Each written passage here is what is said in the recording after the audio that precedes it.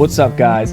I'm Andrew Freed from Bass Freedom, and today I'm going to show you an advanced bass lesson about how to sweep and sweep tap on the bass guitar.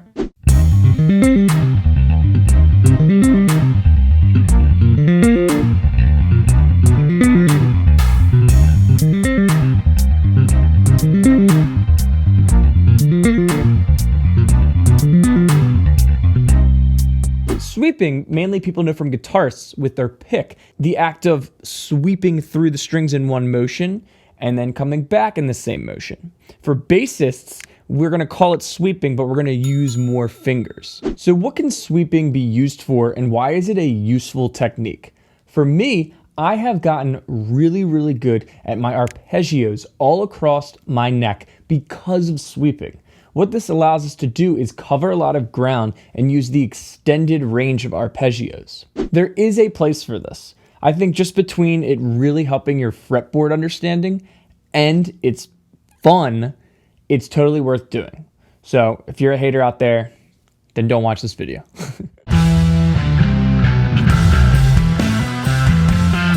So you must comfortably know your arpeggios before trying this technique. Of course, I can give you a tab or a transcription and show you how to do it, but if you're not sure what you're outlining and how to do it, it's really going to hold you back. So let's review some arpeggio knowledge before I show you how to do each triad of this technique.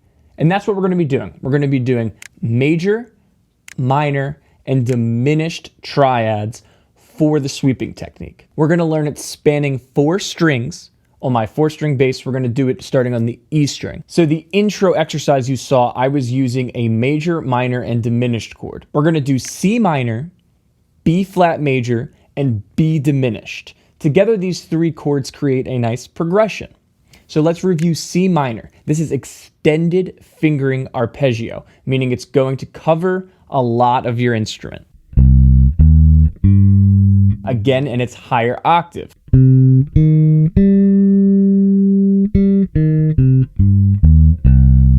If you notice my 3rd finger, I'm going to use this to bar for this minor arpeggio. Let's look at major.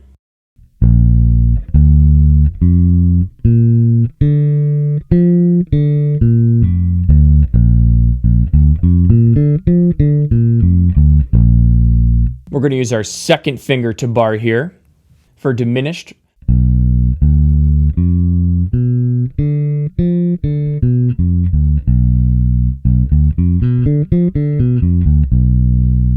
Getting the left hand fingering is important because once we add the right hand, we can't be worrying about what notes are within the arpeggios. So what we're going to do is before we add that top tapped note, which I call sweep tapping, we're going to worry about the way that we approach it with the right hand. And there's a couple ways to do this. So we're going to start this arpeggio with our thumb, and then we're going to hammer on to the flat 3rd. Now what we're going to do is, in order to play the 5th in the octave, we're going to bar it. There's a couple options of what you could do here. The first is to just use each finger dedicated to the string. Thumb 1, 2, and 3.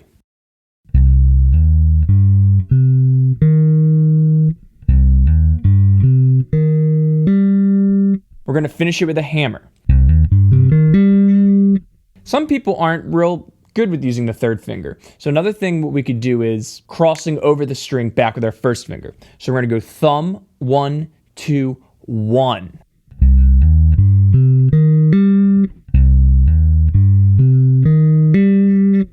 Make sure the thumb is anchored on the fretboard. And if you're going to cross over, that's fine. That's what I do. Do not forget about the hammer-ons. We're hammering on into the flat 3 and into the 5th in the higher octave. So now we're going to add the tapped note. We can add the octave, which is going to complete the arpeggio.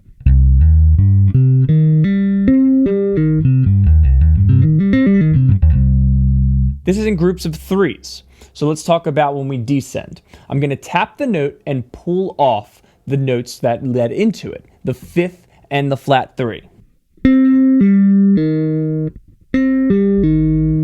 Here's an important thing here. My 1st finger is going to rake through all the strings in a descending motion. Look at just my right hand here.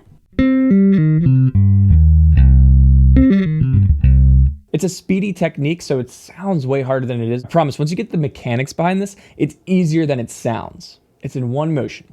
It always starts with the thumb.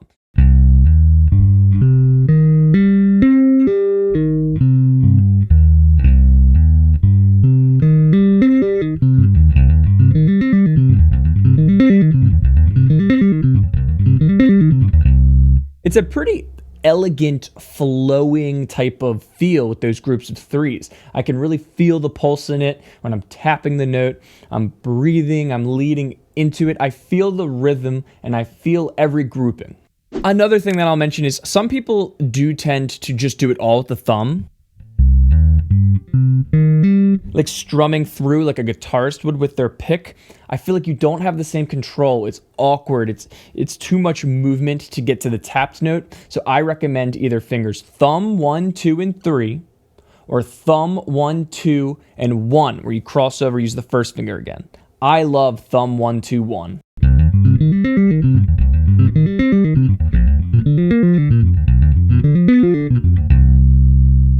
So the good news is when I apply this to the other triads, it really is the same concept with the right hand. We just have to change the fingering, which the arpeggio is. That's why it's so important to know the arpeggio. If you know this arpeggio, we got to know where the tapped octave is and the pull off and the mechanics of the descent. And that's it. It's easily applied to B flat and then B diminished here. So we're going to hammer on B flat into the major third. We're going to bar with our second finger.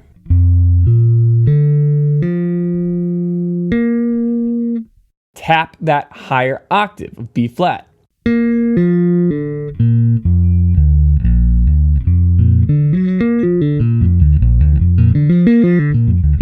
Stay on just one tonality to start until you can get the flow of sweeping. If we did minor first, spend time just on minor for days, weeks. It's going to take time before you can really do this over other arpeggios. But as I said, the mechanics are the most important. If you understand what to hammer over, what fingers to bar with, and the descending with the first finger and the raking, that's all sweep tapping is. You're able to get lightning fast speeds with the mechanical motions.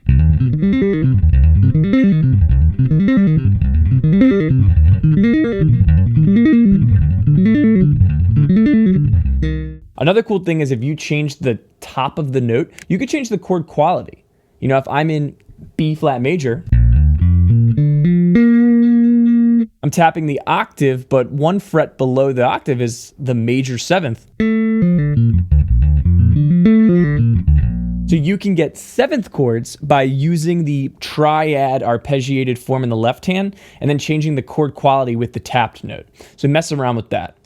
Let's look at B diminished. If we remember the arpeggio, all we need to do now is match the mechanics with it. Root hammered onto the flat 3, but we have to play that flat 5 now. Since there's a flat 5th, it's not going to be barred. There's no need to bar the middle of this because they're different frets. Hit that top note.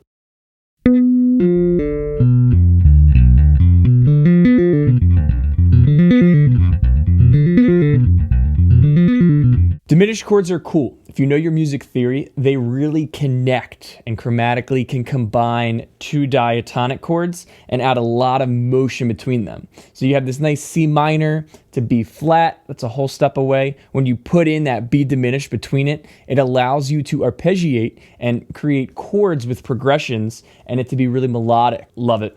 So here's some ways to practice this. The first step is what I already said before. You got to get it in looping groups of threes. Just getting that slow, up and down, continuous motion, everything on one chord to start. Once you can get the flow of that, apply it to the other tonalities. Minor, major, diminished. Start to move it around. Another really good exercise is to practice this diatonically. When I say diatonically, I mean scales. Notes of that key. Let's change keys for a second. If I was in G major,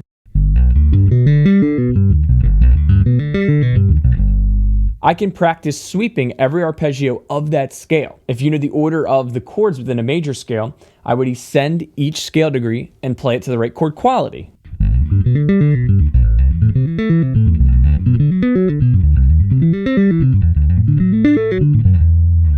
And so on. Try this both ways. Don't just always build from the E string once you get the hang of it. Try to start descending.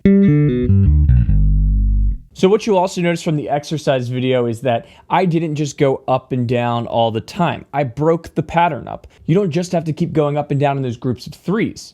You can cut it off in the middle of that. It doesn't matter where, just know your rhythmic grouping.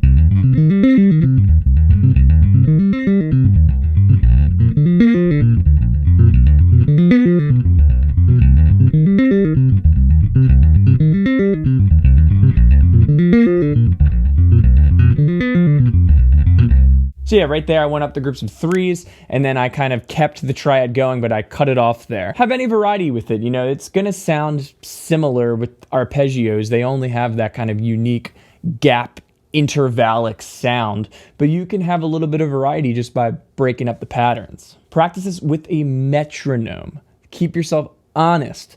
Really put on a click and find where it's comfortable for you, and then inch it up so you can get more speedy. All right, so let's recap what we did. We learned 3 triads: major, minor, and diminished. We learned them in their extended fingering ways, which means we're going to go beyond just a 1-octave pattern. We're going to play them spanning our instrument a little more than the average bassist would do just with simple arpeggios. Then we learned the mechanics of the sweeping. We need to hammer on into the 3rd and into the 5th and the higher octave. When we add the tapped note, we then pull off the notes, but we rake within one single motion downwards. And that's it. You're going to apply the same mechanics to every arpeggio, and you're going to be good to go. This is a lot of fun. This is not the only way to do arpeggios. I could do another video on how to build them on the A string and other variations of the arpeggio, but this is the way to start. Spanning all your strings, and it really gives it that sweeping sound. If you want to see every type of lessons from beginner to advanced, go to my website, bassfreedom.com, and check out what's on there. I have tons of lessons for aspiring and advanced bassists, so if you want to level your game up, head over there and check it out. All right, guys, that's the video for today. Let me know if you want to see any other type of lessons like this. I have tons of stuff on bassfreedom.com. As I said, head over there if you want to level your bass game up, and I will see you guys next time. Peace!